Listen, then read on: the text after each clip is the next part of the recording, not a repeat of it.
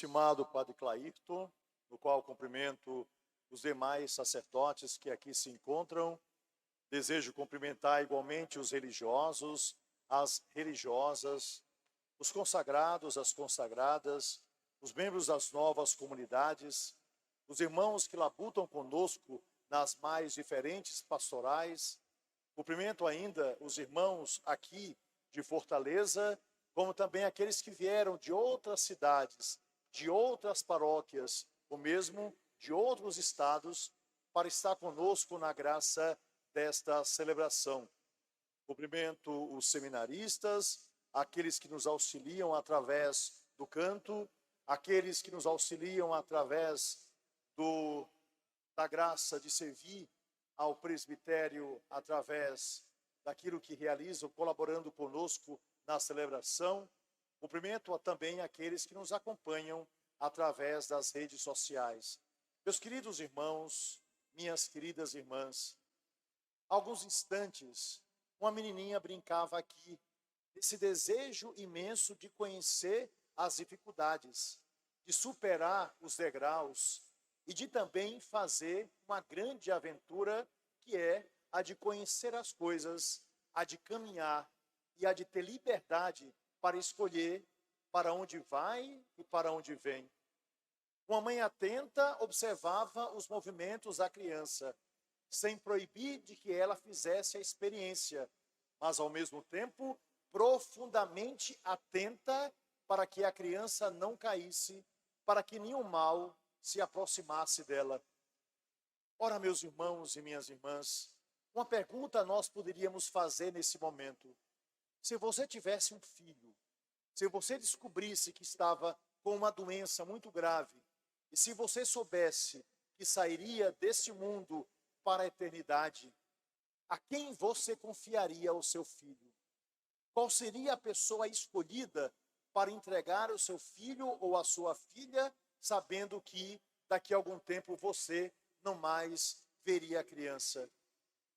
Se você tivesse um grande tesouro, e se você tivesse que viajar e não pudesse deixar esse tesouro em lugar algum, a não ser junto a alguém que você tivesse profunda confiança, a quem você entregaria esse tesouro?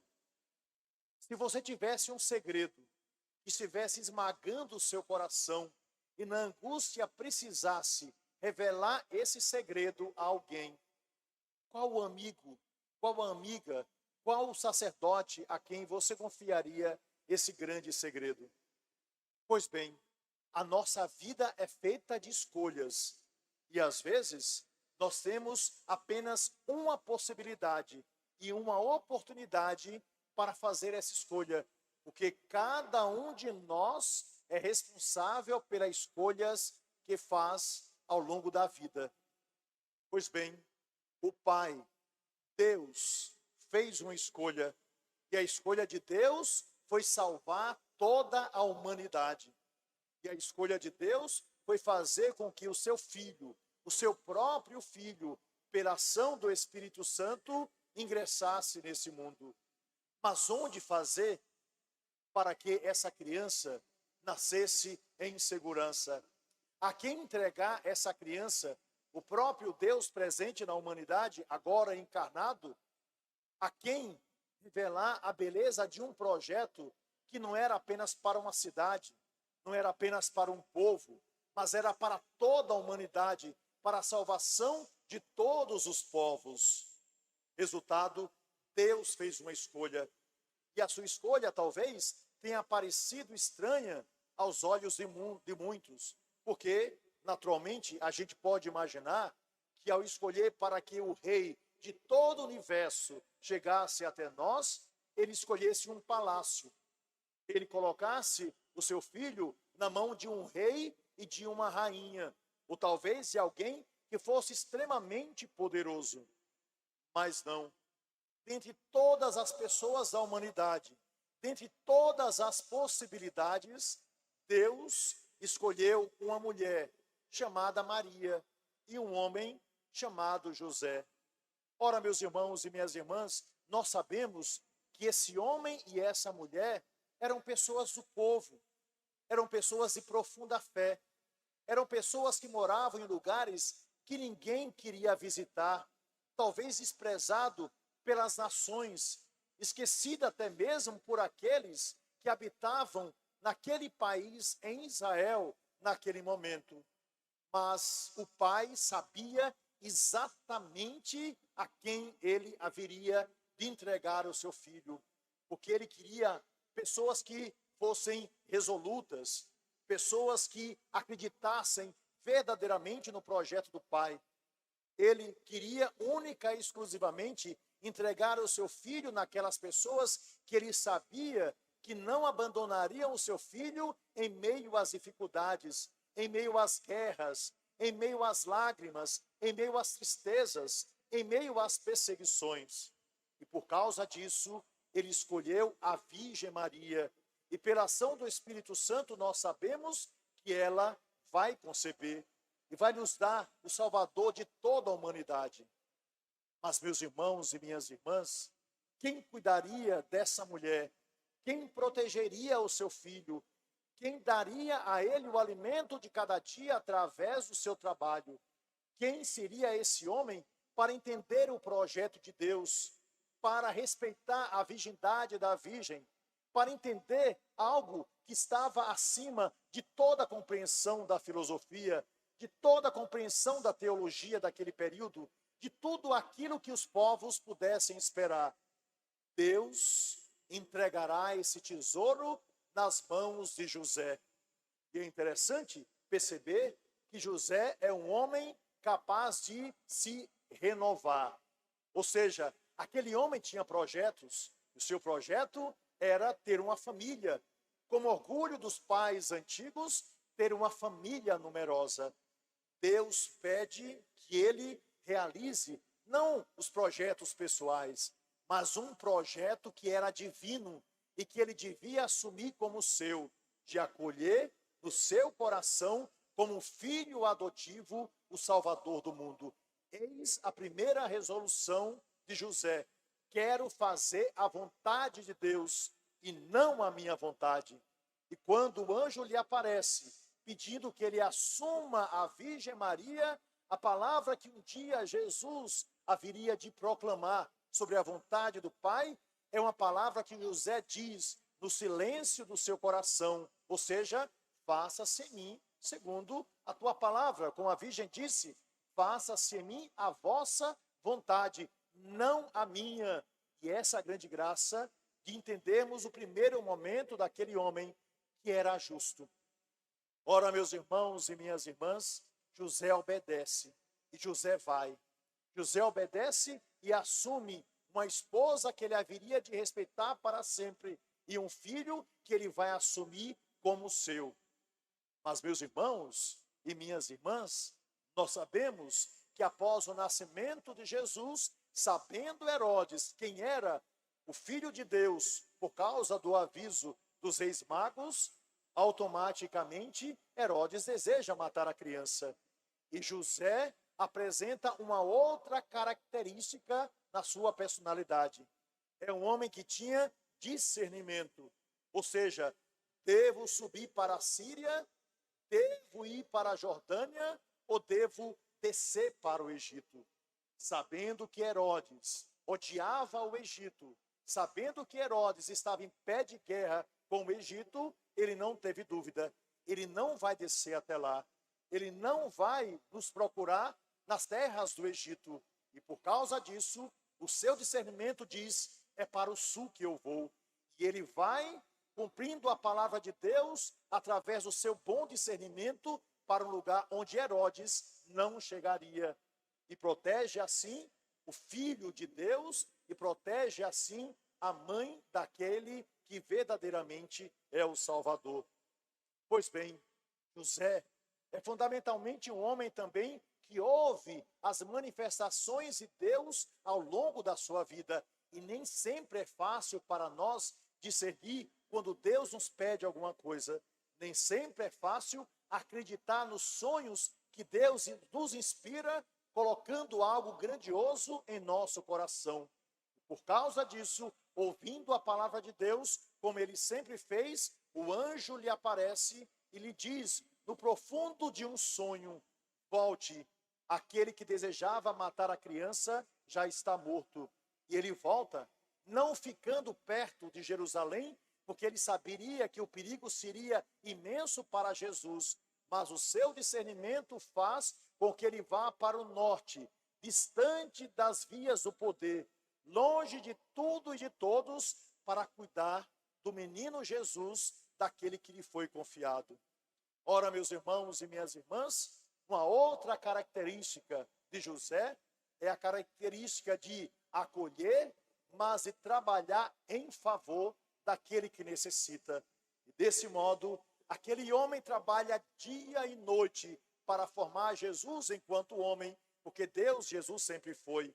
Trabalha dia e noite para não faltar um prato de comida, o carinho, a educação, a formação que cabia também ao pai para a criança que crescia.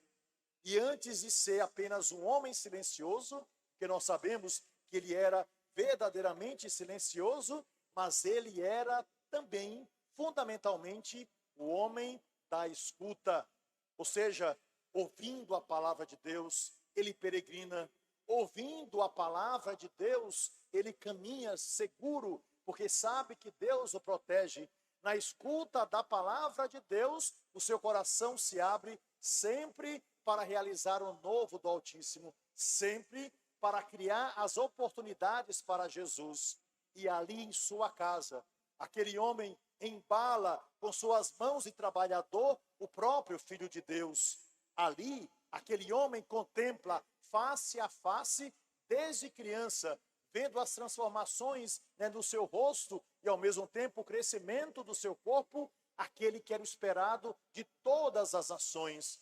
E, desse modo, esse homem ultrapassa o Antigo Testamento, ingressa no Novo Testamento, sendo verdadeiramente o cuidador de Deus, o Pai aqui na terra de Deus, um homem que recebe aqui entre nós um nome que somente nós dedicamos ao Pai. Jesus, Deus, o chama de Pai. Jesus, Deus, o abraça como Pai. Jesus, Deus, recebe dele tudo aquilo que necessita, mas doa a José uma palavra de vida.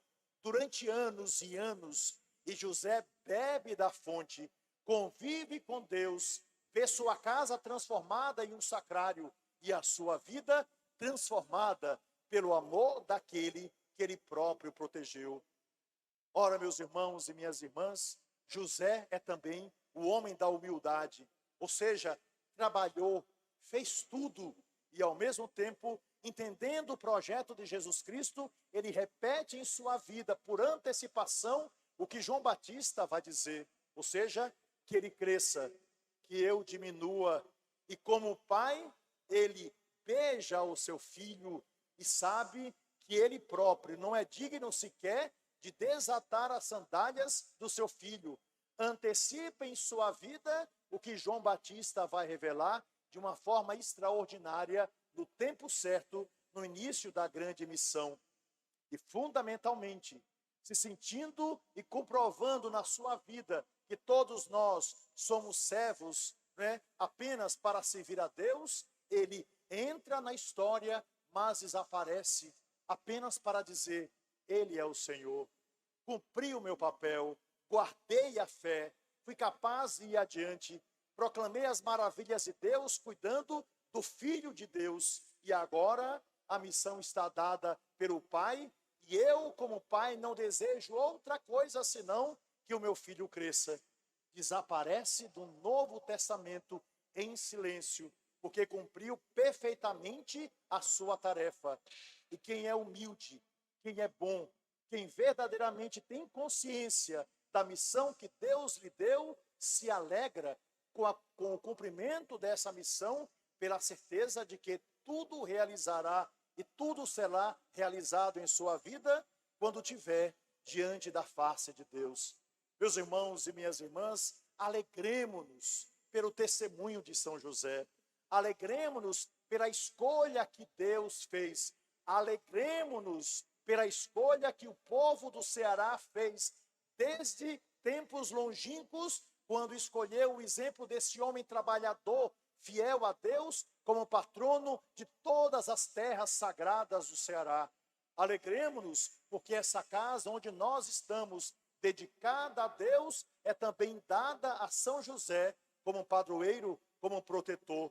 E alegremos-nos com toda a humanidade, porque a igreja o escolheu como patrono de todos os povos, de toda a humanidade, como intercessão para que nós possamos cumprir em nossa vida o que ele cumpriu na sua. Desse modo, que cada um de nós se une em oração e nunca esqueçamos daquilo que nos ensinaram os antigos dessa amada terra, ou seja, que é com São José, a seu exemplo, unido também à Virgem Maria, que nós veremos sempre diante de nós o Salvador, Jesus Cristo, e trabalhando como ele trabalhou, e vivendo pela fé, que nós conseguiremos viver as dificuldades do dia a dia, para recebermos de Deus a graça, a fim de que nós possamos finalmente ter a plena realização, como ele teve, dormindo e acordando nos braços daquele que um dia ele próprio carregou em seus humildes braços. Que Deus, portanto, nos abençoe nesse dia e que a ele nós agradeçamos por ter nos dado um pai adotivo tão maravilhoso, que também nos escolheu como filhos, nós que somos devotos dele, para que com ele nós também, agora e na eternidade, possamos sempre louvar aquele que é o único Senhor, Jesus Cristo. Meus irmãos e minhas irmãs, se vocês me permitem, eu lembrei de pai, e meu pai também se chamava José. Eu gostaria de contar uma historinha. O menino, que devia ter mais ou menos uns 9 anos de idade, ele achou estranho. Saiu de sua casa e foi até o garoto e disse: menino, o que é que você está fazendo aqui? E o garoto disse: estou esperando o trem. Mas aquele homem falou: o trem não vai parar aqui, porque ele só para lá na estação, que fica a mais de 2 horas daqui. Ele nunca parou aqui, ele nunca vai parar aqui. O menino olhou para aquele senhor e disse: tá certo, meu tio, ok. Permaneceu ali paradinho. Pois bem, o homem voltou para sua casa. Já era por volta de meio-dia, e o garotinho estava lá, tranquilo, comeu o lanchinho que ele havia levado, tomou um pouquinho de água, estava ali esperando. O homem não aguentou, desceu outra vez e disse: menino, pare de ser teimoso. Você não me conhece, eu moro aqui nessa casinha há mais de 70 anos, e você está aqui insistindo em ficar aqui, o trem não vai parar. Há mais de 50 anos que ele passa por aqui, nunca parou e não vai parar. O menino olhou para ele e disse: ah, meu tio, ele vai parar sim. Chateado, ele voltou para casa. Pois bem, chegou a hora do trem passar. E quando o homem viu o trem que estava lá desapontando, ele imediatamente saiu de sua casa e foi ter com aquele menino, apenas para mostrar para ele que o trem não iria parar. E ficou ali, um pouquinho distante, olhando para a criança. De repente, o trem, que vinha com toda a velocidade, foi perdendo a velocidade, foi diminuindo aquele seu trajeto, até que parou no lugar onde a criança estava. E o garoto de 9 anos, não teve dúvida, imediatamente subiu no trem. E aquele senhor, cheio de interrogações, olhou para o garoto e disse: mas menino, como é que você sabia que esse trem ia parar no dia de hoje e aqui? E o garotinho, olhando para aquele homem, sorrindo, disse: ah, meu tio, muito fácil, porque o maquinista é o meu pai. Tchau, tio. E o trem continuou a sua jornada. Meus irmãos e minhas irmãs, na estrada da vida, Deus está ali, é nosso Pai. Basta nós ingressarmos no seu coração. Nas dificuldades da vida, Jesus sabia também que tinha aqui na terra um coração seguro sempre para acolhê-lo. Era o coração de São José. E por isso mesmo, no momento crucial de sua vida, ele se colocou a caminho, numa cruz, pela certeza de que seu Pai não o abandonaria, e a ressurreição aconteceu. Que essa seja a nossa confiança, confiando no Pai do céu, mas ao mesmo tempo pedindo a intercessão do nosso querido São José, nosso pai adotivo. Que assim seja.